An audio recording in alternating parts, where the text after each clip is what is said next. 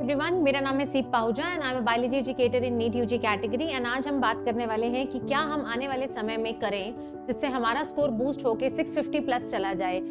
अगर बहुत अच्छा करें तो 680 प्लस भी जा सकता है। सबसे पहले मैं आप सबको ये बताना चाहूंगी कि आपके जैसे बच्चे ही नीट क्रैक करते हैं, कोई एक्स्ट्रा ऑर्डिनरी नहीं है। तो आप इस फिगर को देख के घबराइए मत कि 650 है, 680 है या फिर 700 है।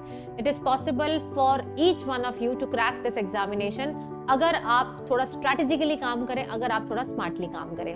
कई बारी बेटा क्रिकेट मैच आपने बहुत देखे होंगे। कई बारी क्रिकेट मैच ऐसे होते हैं जिसमें हम शुरुआत तो करते हैं बहुत ढीला, लगता ही नहीं कि मैच जीत पाएंगे। आपने वो ऑस्ट्रेलिया का मैच देखा होगा जिसमें लास्ट में मैक्सवेल ने अकेले रहकर भी ऐसी परफॉर्मेंस की कि हारा हुआ मैच भी क्या हो गए, हम जीत जाते हैं। और कई बारी ऐसे मैचेस होते हैं कि जिनमें हम शुरुआत से अच्छा खेल रहे होते हैं but at the end we just end up losing. तो बहुत सारे बच्चे बेटा ऐसे होंगे जिन्होंने शुरू से बहुत अच्छी प्रैक्टिस की है, लेकिन इस समय आकर वो अगर ढीले हुए तो बेटा आप ये मैच हार सकते हैं। और जो बच्चे अभी तक सीरियस नहीं हुए थे, धीरे धीरे चल रहे थे, लेकिन अब उनको अचानक से जाग आ गई है that this is now 2024 and 2024 is the last year जब आपको नीट देने का मौका मिलेगा। आई नो बहुत सारे बच्चे फर्स्ट ड्रॉपर है, सेकंड ड्रॉपर है, जिनको अभी शायद उनका लास्ट अटेम्प्ट होने वाला है इस नीट एग्जाम में। तो उन सारे बच्चों को अब अपनी स्पीड को क्या है बढ़ाना है, अब अपनी पारी कैसे खेलनी है, मैक्सवेल जैसी पारी खेलनी है। तो उस पारी को खेलने के लिए क्या माइंड में होना चाहिए, क्या चीज हम दिमाग में रखें, आज हम ये चीजें डिस्कस करने वाले हैं। सेशन बहुत छोटा होने वाला है। सेशन जैसे ही खत्म होगा सब बच्चे अपने नाम के आगे जो एक्सेप्ट करेंगे इस चीज को, वो सारे बच्चे अपने नाम के आगे डॉक्टर लिख के मुझे नीचे कमेंट जरूर करना। एंड जिस दिन डॉक्टर बन जाओगे उस पे आकर यस जरूर बोलना कि यस मैम आपने बोला था एंड आज हम सीरियसली एमबीबीएस में एडमिशन ले चुके हैं। तो सबसे पहले बेटा ये 100 डेज प्लान को स्टार्ट करने से पहले I really want to ask you, do you think that it is possible? आप क्या सोचते हैं? मैं तो सोचती हूँ हो सकता है। क्या आप सोचते हैं हो सकता है? अगर बेटा आपका आंसर नो है फिर कोई वीडियो नहीं देखो, कहीं से पढ़ाई मत करो, नीट का फॉर्म भी मत भरो, क्योंकि जब आपने मेंटली सोच लिया कि आप नहीं कर सकते तो आप नहीं कर सकते। और कोई ऑप्शन है आपके पास? बताएं। पढ़ाई करने के अलावा इस समय कोई और ऑप्शन है? कोई और ऑप्शन नहीं है बेटा आपके पास। सिर्फ एक इकलौता ऑप्शन इस समय है कि यार पढ़ लो। पढ़ने से क्या होगा? शायद जीत जाएं, नहीं पढ़ने से तो हार ही जाएंगे, है ना? नहीं मेहनत करेंगे तो हार ही जाएंगे, तो शायद मेहनत कर लो। देयर आर इवन अगर इसके ब्लीक चांसेस भी हैं आपके जीतने के, तो क्या नुकसान है? नुकसान कुछ नहीं होगा। यानी कि अगले 100 दिन काम करने से, अपना बेस्ट देने से तुम्हें नुकसान कुछ नहीं हो सकता है, सिर्फ फायदा ही हो सकता है। तो बस ये सोच के अपनी तैयारी करो, मेंटली अपने आप को रोज रिमाइंड कराया करो, I can do it, I can do it, I can do it, because there is no one better motivator for you than you yourself. रोज शीशे में खड़े होकर अपने सामने अपने आप को बोला करो कि यार तू डॉक्टर बनेगा, तू कर सकता है, और तेरे जैसे बच्चे ही करते हैं। कुछ एक्स्ट्रा ऑर्डिनरी नहीं है। आपके पास कोई बहुत बड़ा कोचिंग का नाम होना जरूरी नहीं है, जरूरी नहीं है कि बहुत पैसा हो, जरूरी नहीं है कि परिवार में डॉक्टर हो, जरूरी नहीं है कि कोई ना कोई घर में आपको गाइड करता हो। कई बारी एक अकेला इंसान ही काफी होता है। और आज का ऑनलाइन का जमाना है, आपके पास गाइडेंस की कमी नहीं है, मटेरियल की कमी नहीं है, आपके पास सारे रिसोर्सेज अवेलेबल हैं। इट्स जस्ट अबाउट कौन इन रिसोर्सेज को अच्छे से यूज करता है। अब करना है तो करना कैसे? मैं बहुत क्रिस्प में आपको मेन चीजें बताऊंगी, यही करनी है। अगर आपने यही अगले 100 दिन कर ली ना, आप बहुत अच्छी अवस्था में होंगे। आज जितने नंबर आ रहे हैं ना बेटा, 300 आ रहे हैं, 200 आ रहे हैं, 100 भी आ रहे हैं, आप अपने नंबर से 200-300 नंबर तो बढ़ाकर ही लेकर जाएंगे। ये आप मैजिक देखेंगे। आप 100 दिन नहीं, कम से कम 21 दिन ट्राई करके देखो। 21 दिन बोला जाता है ना कि यार 21 दिन अगर कोई काम कर लिया तो वो आदत हमेशा लग जाती है। तो आई रियली वांट कि आप ये आदत बना लें। Again I am telling you, नुकसान कुछ नहीं होगा, फायदा ही हो सकता है। हाँ जी, सबसे पहली चीज, हर बच्चा एक अलग कंडीशन में है इस समय। किसी बच्चे का कोई पोर्शन बचा हुआ है, किसी बच्चे का कोई यूनिट बचा हुआ है। तो आप सबसे पहले सिलेबस ट्रैकर को ओपन करें। सिलेबस ट्रैकर कुछ इस तरीके से दिखता है, ये आप मेरे टेलीग्राम से भी डाउनलोड कर सकते हैं, जिसमें सारे चैप्टर्स इस तरीके से फिजिक्स, केमिस्ट्री, बायो के दिए हुए हैं। पहले तो इसमें टिक लगाएं कि मैं कौन कौन से चैप्टर आज तक करे ही नहीं है, यानी कि जो चैप्टर आपके बिल्कुल अनडन है, यानी कि वो आपकी फर्स्ट प्रायोरिटी होने वाले हैं। उस हिसाब से अब हर बच्चे का वो अलग होगा, उस हिसाब से अपनी प्रायोरिटी को डिसाइड करें कि मुझे स्टार्टिंग कहाँ से करनी है। तो जो सब बिल्कुल नहीं करे पहले वो, फिर जो करे हैं लेकिन याद नहीं है, बहुत पहले करे थे, फिर वो, और उसके बाद लास्ट में आप वो करेंगे जो कि आपको अच्छे से आता है। ठीक है, यानी कि अभी ताजा ताजा किया है, काफी कॉन्फिडेंस है उसमें, उसको आप लास्ट में करेंगे। अल्टीमेटली माइंड में ये होना चाहिए कि चैप्टर सारे करके जाने हैं। ये कोई कॉलेज का एग्जाम नहीं है बेटा जिसमें गेस वर्क चलता है और 2 चैप्टर छोड़ के चले गए और तो भी अच्छे नंबर आ रहे हैं। यहाँ पर 79 चैप्टर्स आपके बचे हैं न्यू सिलेबस के अकॉर्डिंग। इन 79 चैप्टर्स को आपको अच्छे से कर जाना है, आपके पास समय है और आप कर लोगे। तो पहले अपना सिलेबस ट्रैकर निकाल के सबसे पहले आज रात को बच्चे बैठ के ये काम करेंगे।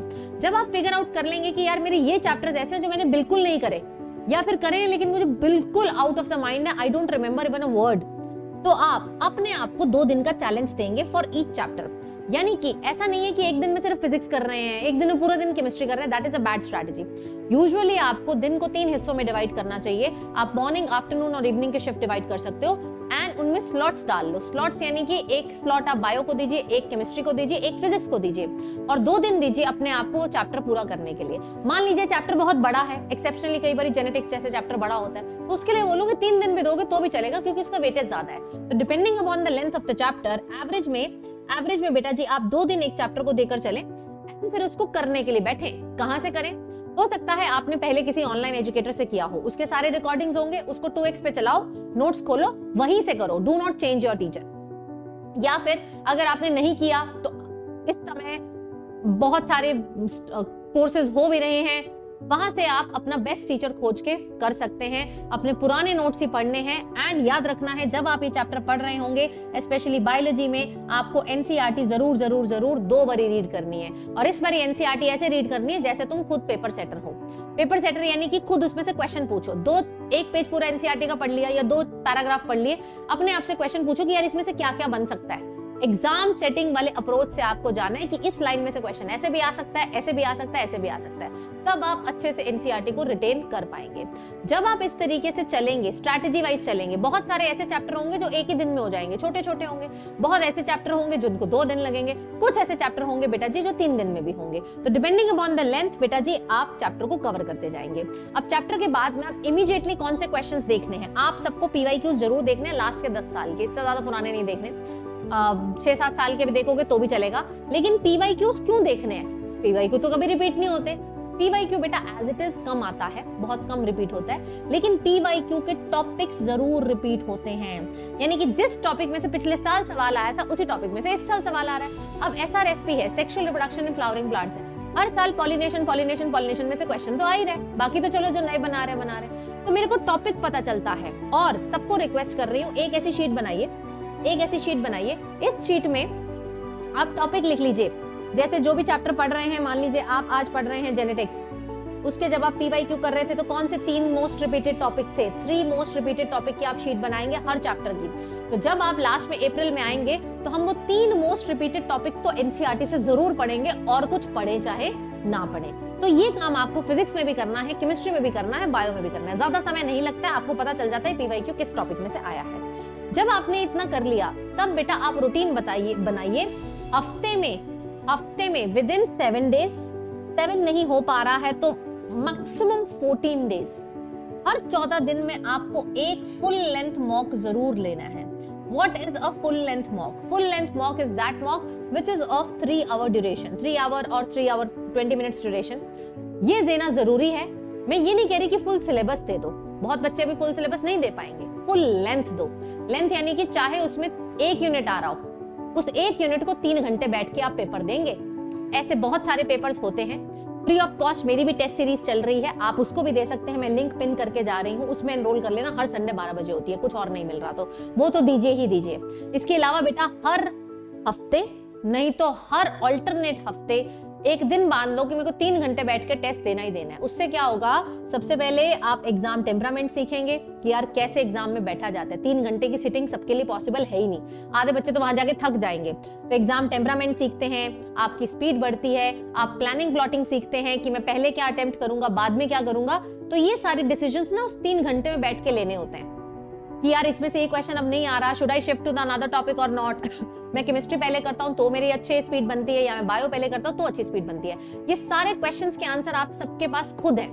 नहीं तो क्या होगा, आप अप्रैल में हमारे पास दौड़ते हुए आएंगे मैम कैसे पेपर अटेम्प्ट करें। सबसे बेस्ट स्ट्रैटेजी बेटा तुम बनाते हो और तुम सीखते हो एक्सपीरियंस से। एक्सपीरियंस आज से लेना शुरू करो, ठीक ठीक है जी।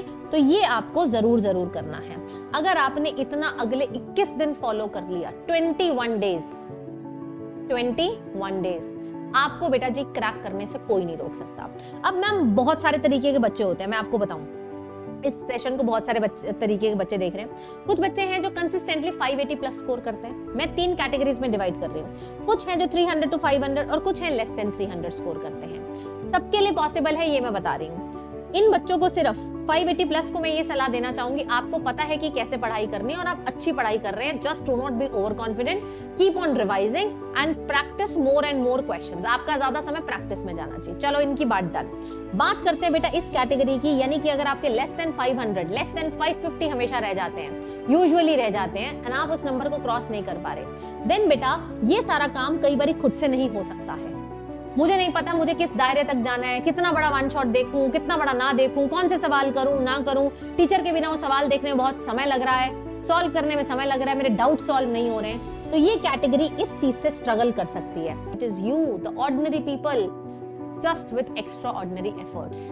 You just have to remain consistent. आप कहीं से पढ़े फर्क नहीं पड़ता है, कहीं और कर रहे हैं बहुत अच्छी बात है, कंसिस्टेंट रहिए। आपको आपके सिलेक्शन से, आपको आपके रैंक से, आपको आपके कॉलेज से कोई दूर नहीं कर सकता। बस मेरी एक बात याद रखिएगा, आज अगर गलत डिसीजन लिया हमने, कुछ भी गलत डिसीजन लिया, किसी भी वजह से हम डिस्ट्रैक्टेड हुए, कुछ एक्सपेरिमेंट करने की कोशिश की, यहाँ पे एक्सपेरिमेंट भी बहुत करते हैं, ये करके देखते हैं यार होता है कि नहीं, फिर बेटा ये टाइम निकल जाएगा and there is no restart button, है ना। हम उसे दोबारा नहीं कर सकते, अरे 5th में को पेपर हुआ अच्छा नहीं हुआ, चलो एनटी एक बार दोबारा दे दो, तो मेरे पास दोबारा उसे करने का मौका नहीं आएगा।